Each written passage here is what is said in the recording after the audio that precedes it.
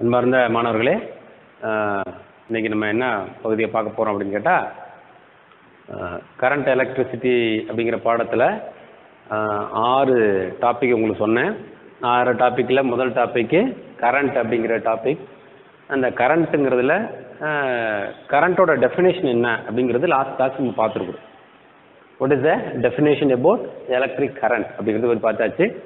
இப்போ அந்த டாப்பிக்கில் உள்ள சப் ஹெட்டிங்ஸை பார்க்க போகிறோம். இந்த கரண்ட் அப்படிங்கிறதுல இருக்கக்கூடிய சப் ஹெட்டிங்ஸ் பார்த்தீங்கன்னா, அதாவது அடுத்து வரக்கூடிய முக்கியமான பகுதிகள் அதில் பார்த்தீங்கன்னா கன்வென்ஷனல் கரண்ட் அப்படின்னு சொல்லுவோம். அதை தமிழில் பார்த்தீங்கன்னா மரபு மின்னோட்டம் அப்படின்னு சொல்லுவோம். அது என்ன மரபு மின்னோட்டம் அப்படின்னா, நம்ம மின்னோட்டத்தினுடைய திசையை ஆரம்ப காலத்திலிருந்து நம்ம ஒரு ஒரு குறிப்பிட்ட முறையில் தான் கையாண்டுட்டு இருக்கோம். இந்த திசையில் தான் மின்னோட்டம் என்பது நிகழும் அப்படின்னு சொல்லிட்டு இருக்கோம். அதுக்கு என்ன காரணங்கிறதுல பார்ப்போம். இரண்டாவது பார்த்தீங்கன்னா ட்ரிஃப்ட் வெலாசிட்டி அப்படின்னு சொல்லுவோம். ட்ரிஃப்ட் வெலாசிட்டி அப்படிங்கிறது தமிழில் இழுப்பு திசை வேகம் அப்படின்னு சொல்லுவோம். அது என்ன அப்படிங்கிறத பற்றி பார்க்க போகிறோம். மூணாவது மைக்ராஸ்கோபிக் மாடல் ஆஃப் கரண்ட் அப்படின்னு சொல்லுவோம். அதாவது மின்னோட்டத்தின் நுண்மாதிரி அப்படின்னு சொல்கிறோம். மின்னோட்டத்தினுடைய நுண்மாதிரி. ஒரு கடத்தியில் மின்னோட்டம் என்பது எவ்வாறு நிகழ்கிறது, அதிலிருந்து இந்த இழுப்பு திசை வேகத்தை எப்படி நம்ம கணக்கிட போகிறோம் அப்படிங்கிறது தான் இந்த மூணாவது டாபிக்.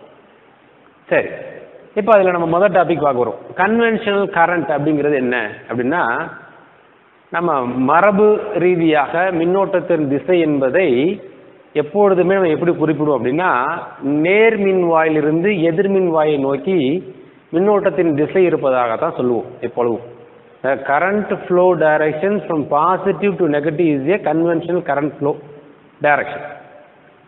இது ஏன் அப்படி அப்படின்னா, அதை அடுத்தது சொல்லிடுறேன், அப்புறமா அதை சொல்கிறேன். ஆக்சுவலாக என்ன நடக்குது, கரண்ட்டோட டைரக்ஷன் நம்ம அப்படி எடுத்துக்கிட்டு இருக்கிறோம். எப்படி எடுத்துகிட்டு இருக்கோம், பாசிட்டிவ்லேருந்து நெகட்டிவ்ங்கிற டைரக்ஷன் தான் எடுத்துக்கிட்டு நம்ம என்ன பண்ணுறோம், நம்ம மற்ற எல்லா விஷயங்கள்லையும் டீல் பண்ணுறோம்.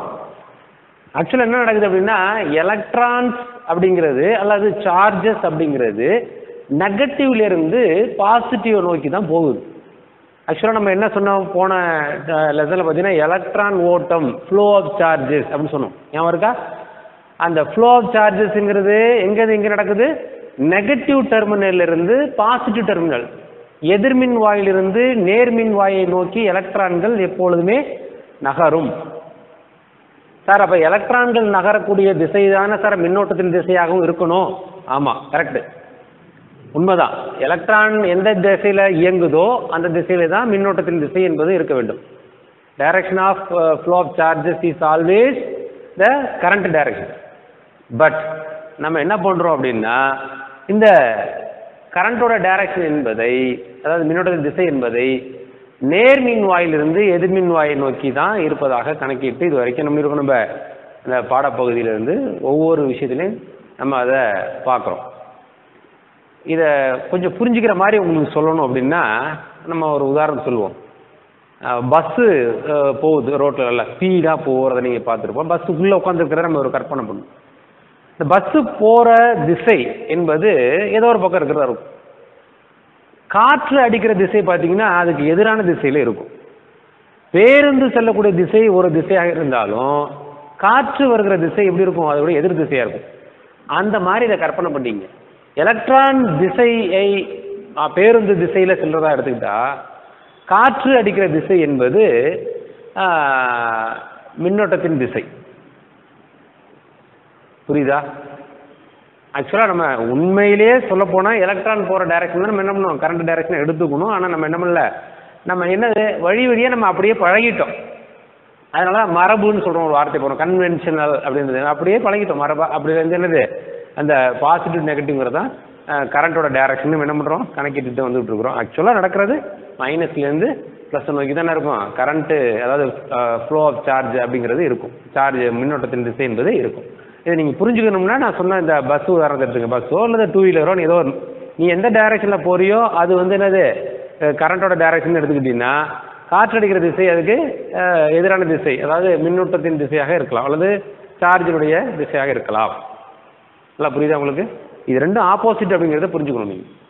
அதுதான் கன்வென்ஷனல் கரண்ட் அப்படிங்கிறத சொல்கிறோம். சரி, ரெண்டாவது டாபிக் பார்த்தீங்கன்னா ட்ரிஃப்ட் வெலாசிட்டி அப்படின்னு சொல்லுவோம். இடுப்பு திசை வேகம் என்றால் என்ன? சாதாரணமாக சொல்லும்போது திசை வேகம், இது நீங்கள் 11th படிச்சிருப்போம். நம்ம திசை வேகம், முடுக்கம், இடப்பெயர்ச்சி, இது எல்லாமே நம்ம நிறைய பார்த்துருப்போம். அப்போ அங்கே திசை வேகங்கிறது ஒரு பொருளானது காலத்தை பொறுத்து எந்த அளவுக்கு இடப்பெயர்ச்சி அடைகிறதோ அதை தான் அதனுடைய திசை வேகம் அப்படின்னு நம்ம கணக்கிடுவோம். சரிதானா? அதாவது v = dx/dt அப்படின்னு சொல்லி நம்ம பார்த்துருக்கலாம். சரி, இங்கே என்ன இந்த ட்ரிஃப்ட் வெலாசிட்டிங்கிறது என்ன? கொஞ்சம் மாறுபட்ட விஷயம். இப்போ இந்த படத்தை பாருங்க. இது ஒரு கடத்தின்னு வச்சுக்கோ. இதுல எலக்ட்ரான்கள் இருக்கு.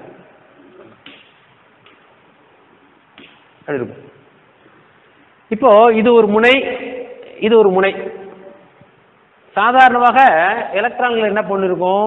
நான் என்ன சொன்ன, கட்டுரை எலக்ட்ரான்கள் அப்படியே எல்லா திசையிலையும் போயிட்டு இருக்கும் அப்படிங்கிறத நான் உங்கள்கிட்ட சொல்லியிருக்கிறேன். ரேண்டம் டைரக்ஷன்ல எலக்ட்ரான்கள் அப்படியே என்ன பண்ணிருக்கோம், வாண்டரிங் ஹியர் அண்ட் தேர், அப்படியே இந்த பக்கம் அந்த பக்கம் அப்படி இருக்கும், அப்படியே போயிட்டே இருக்கும், சுத்திக்கிட்டு இருக்கும், போயிட்டு இருக்குல்ல, சுத்திக்கிட்டு இருக்கும்.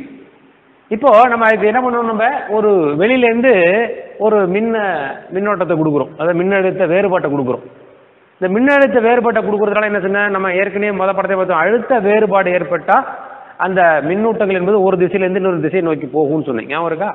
சரி, அப்போ என்ன இருக்கும், இங்கே மின்னழுத்த வேறுபாடை கொடுக்குறோம். வெளியிலேருந்து ஒரு மின்கல அடுக்கு, அதாவது பேட்டரியை பயன்படுத்தி என்ன பண்ணுறோம், இந்த ரெண்டு முனைகளுக்கு இடையில மின்னழுத்த வேறுபாட்டை உண்டு பண்ணுறோம் நாமளே. அப்படி உண்டு பண்ண என்ன ஆகும், ஆட்டோமேட்டிக்காக ஈங்கிற ஒரு மின் புலம் உருவாகும். பாடத்தில் பார்த்துருப்போம் நம்ம, அந்த என்னது ஒரு மின் புலம் ஈ அப்படிங்கிறது இந்த கடத்தியில் உருவாகும். இந்த ஈங்கிற மின் புலம் இதில் உள்ள எலக்ட்ரான்கள் என்ன இருக்கும், அந்த மின் புலத்தினால ஒரு விசையை உணரும். எது, இந்த மின்கல அடுக்கினால் ஒரு மின்னழுத்த வேறுபாட்டை கொடுக்குறோம். அந்த மின்னழுத்த வேறுபாட்டின் காரணமாக என்ன இருக்கும், ஈங்கிற ஒரு மின்புலம் உருவாகி அந்த ஈங்கிற மின்புலம் இதில் உள்ள எலக்ட்ரான்களுக்கு ஒரு விசையை கொடுக்குது. அந்த விசையை உணர்ந்த எலக்ட்ரான்கள் என்ன பண்ணும், ஏதாவது ஒரு டைரக்ஷனில் போக ஆரம்பிச்சிடும், ஒரு திசையை நோக்கி போகும்.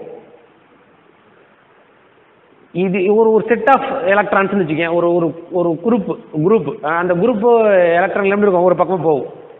ஆனால் அதே நேரத்தில் பார்த்தீங்கன்னா அதை எதுக்குற மாதிரி இன்னொரு குரூப்பு அதுக்கு ஆப்போசிட்டாக போய்டும். அப்போ பார்த்தீங்கன்னா என்ன இருக்கும், ரிசல்ட்டு அப்பயும் ஒன்றும் இருக்காது.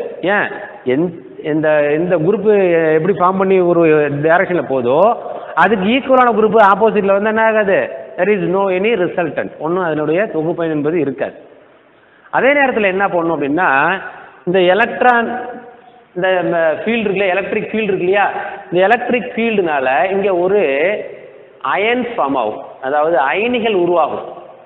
அதாவது அயனிகள் என்ன இருக்கும், இந்த நான் ஒரு வட்டப்பாதை போட்டு காமிச்சு இல்லையா, அந்த கடைசி வட்ட எலக்ட்ரான் வெளியே இருந்துச்சுன்னா என்ன ஆகும், அந்த இடம் இப்போ பாசிட்டிவ் சார்ஜஸ் அதிகமாக போகும். எந்த எலக்ட்ரான் எண்ணிக்கை குறையும் போது நேர்மின் அயனியாக மாறும். அதே மாதிரி எலக்ட்ரான்கள் சேர்ந்தால் அது எதிர்மின் அயனியாக மாறும். உங்களுக்கு தெரியும், கெமிஸ்ட்ரியில் படிச்சிருப்பீங்க, அயனி என்றால் என்ன. எலக்ட்ரான்களை ஏற்றோ அல்லது இழந்தோ ஒரு அணுவானது அயனியாக மாறும், அது உங்களுக்கு தெரியும்.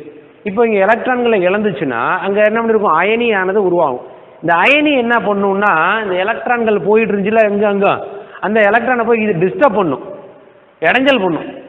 அப்போ இடைஞ்சல் பண்ணும்போது இப்படி நேராக போயிட்டு இருக்கிற அந்த எலக்ட்ரான்கள் என்ன பண்ணிருக்குன்னா இப்படியும் அப்படியும் மாறி என்ன இருக்கும், ஸ்லோவான ஒரு மிக மெதுவாக அதான சொல்லணும் நம்ம மெல்லிய ஒரு இயக்கத்தை என்ன பண்ணிருக்கோம், நேர்மின் வாயை நோக்கி இந்த எலக்ட்ரான்கள் அப்படியே நகரும், நேராக போகாது. எப்படி இது, இந்த மங்காத்தான ஒரு படம் பார்த்துருக்குறீங்களா, அதில் அஜித் என்ன பண்ணுவார், ஒரு கண்டெய்னரை இது கிட்னாப் பண்ணுறதுக்காக போவாங்க.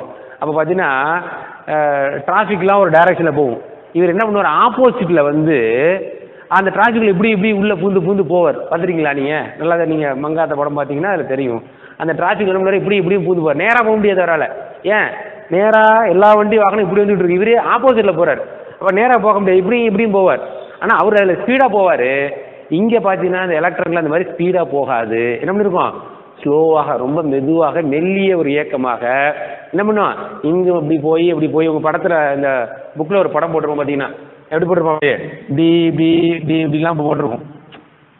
இந்த மாதிரிலாம் என்ன இருக்கும், ஒரு ஸ்ட்ரெயிட் லீனியர் மோஷனாக இல்லாமல் என்ன இருக்கும், ஒரு ஜிக்ஸாக் மூமெண்ட்டாக இருக்கும். அந்த மாதிரி என்ன இருக்கும், எலக்ட்ரான்கள் அப்படி நவுந்து என்ன பண்ணிட்டு இருக்கோம், நேர்மின் வாயை நோக்கி போயிட்டு இருக்கும். ஸோ அப்போ இதுக்கு என்ன இருக்கும், ஒரு பர்டிகுலர் வெலாசிட்டி இருக்கும் இல்லையா, திசை இருக்கும் இல்லையா, இது என்ன இருக்கு, பாசிட்டிவ் டெர்மினல் நோக்கி ட்ரிஃப்டட் இழுக்கப்படுதுன்னு சொல்றாங்க. இந்த மாதிரி இருக்க எலக்ட்ரான்களை என்ன பண்ணுது, பாசிட்டிவ் டெர்மினல் நோக்கி இழுத்து வரப்படுகிறது, drifted towards the positive terminal. So அதனால ட்ரிஃப்ட் வெலாசிட்டின்னு இதுக்கு பேர் வைக்கிறோம். எலக்ட்ரான்களை இழுத்து வருகிறது அப்படின்னு சொல்றோம் இல்லையா, அந்த மாதிரி இழுத்துக்கிட்டு வர்ற அந்த திசை வேகத்தை இழுப்பு திசை வேகம்னு சொல்றோம்ப்பா. அவ்வளவுதான். இது வந்து நான் டெஃபினேஷன் பெருசா சொல்லிக்கிட்டு இருக்கிறேன் உங்களுக்கு. பட் ஒன்றும் சிம்பிள் என்னன்னு கேட்டீங்கன்னா, இங்க இருக்கிற அந்த எலக்ட்ரான்கள் ஆக்சலரேட் ஆகி இங்கு அங்கு மோதிக்கிட்டு பாசிட்டிவ் டெர்மினல் நோக்கி போறது அப்படின்னு ஞாபகம் வச்சுக்கீங்க. சொல்லலாமா? ஒரு எலக்ட்ரிக் ஃபீல்டுக்கு அப்ளை பண்ணோம்னா அதனால என்ன பண்ணிருக்கும், அதுல உள்ள எலக்ட்ரான்கள் ஆக்சலரேட் ஆகும், என்னது முடுக்கம் அடையும். அப்படி முடுக்கம் அடைகிறதுனால என்ன பண்ணணும்னா பாசிட்டிவ் டெர்மினல் நோக்கி போகும். அது எப்படிலாம் போணுச்சுங்கிறதுக்கு தான் நான் இன்னும் மட்டும் முதல்ல உங்களுக்கு சொன்ன விளக்கம்லாம். நீங்கள் அதெல்லாம் ரொம்ப போட்டு குழப்பிக்க வேண்டாம். அது சும்மா just for explanation about the drift velocity. But நான் சிம்பிள் கான்செப்டாக இப்படி ஞாபகம் வச்சுங்க. நம்ம எலக்ட்ரிக் ஃபீல்டு அப்ளை பண்ணும்போது அந்த உள்ளே இருக்கிற அந்த எலக்ட்ரான்கள் ஆக்சலரேஷன் என்ன இருக்கும், ஃபீல் பண்ணும். அந்த முடுக்கம் என்பது இந்த எலக்ட்ரானை பாசிட்டிவ் டெர்மினல் நோக்கி நம்ம இருக்கும் எடுத்துக்கிட்டு போகுது. அப்போ அதுக்கு ஒரு பர்டிகுலர் வெலாசிட்டி இருக்கும். அந்த வெலாசிட்டிக்கு ஒரு ட்ரிஃப்டட் வெலாசிட்டி அல்லது இடுப்பு திசை வேகம்னு தமிழில் சொல்கிறோம். சரிதானே? அந்த திசை வேகத்தை என்ன பண்ணுறோம் இப்போ கணக்கிட போகிறோம். எப்படி கணக்கிட பாருங்க.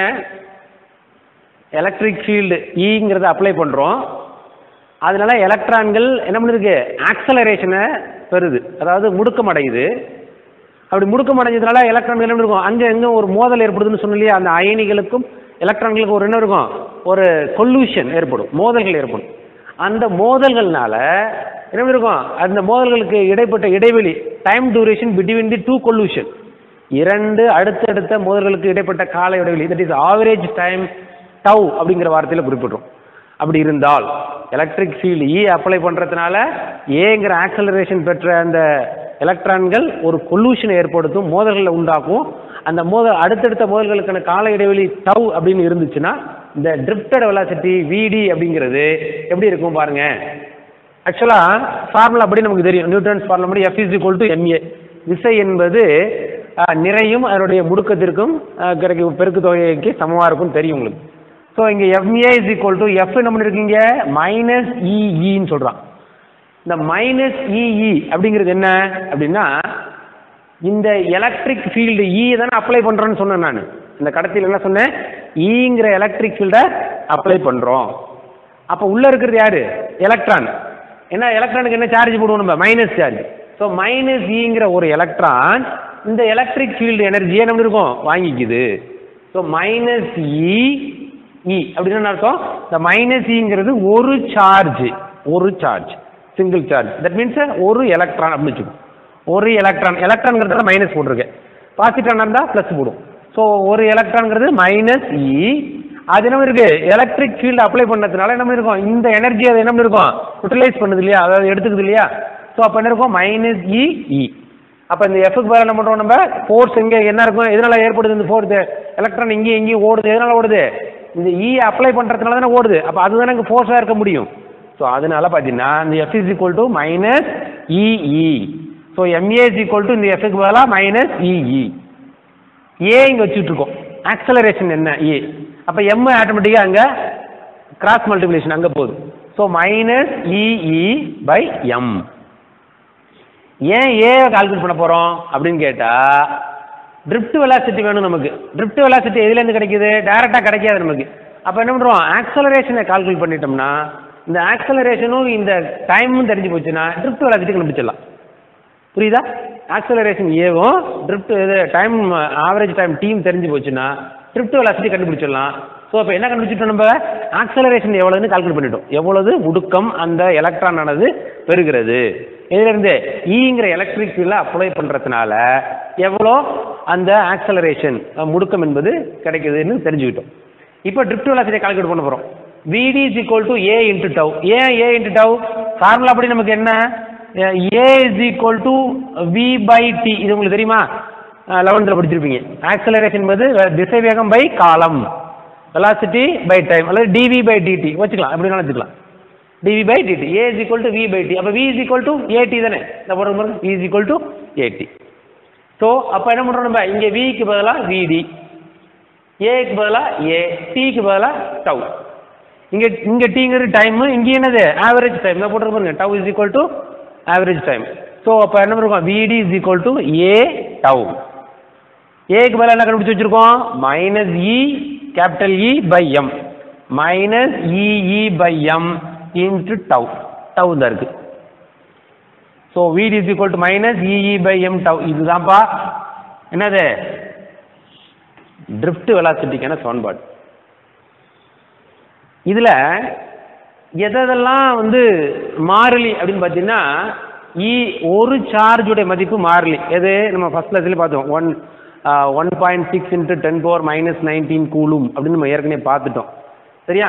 அந்த ஈங்கிறது கான்ஸ்டன்ட்டு.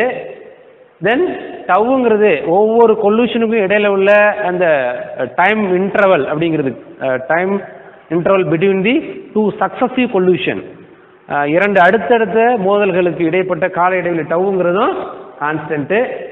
தென் எம்ங்கிறது கான்ஸ்டன்ட், என்னது மாஸ் ஆஃப் தி எலக்ட்ரான் அப்படிங்கிறது constant. So E tau by எம்ங்கிறது கான்ஸ்டன்ட்.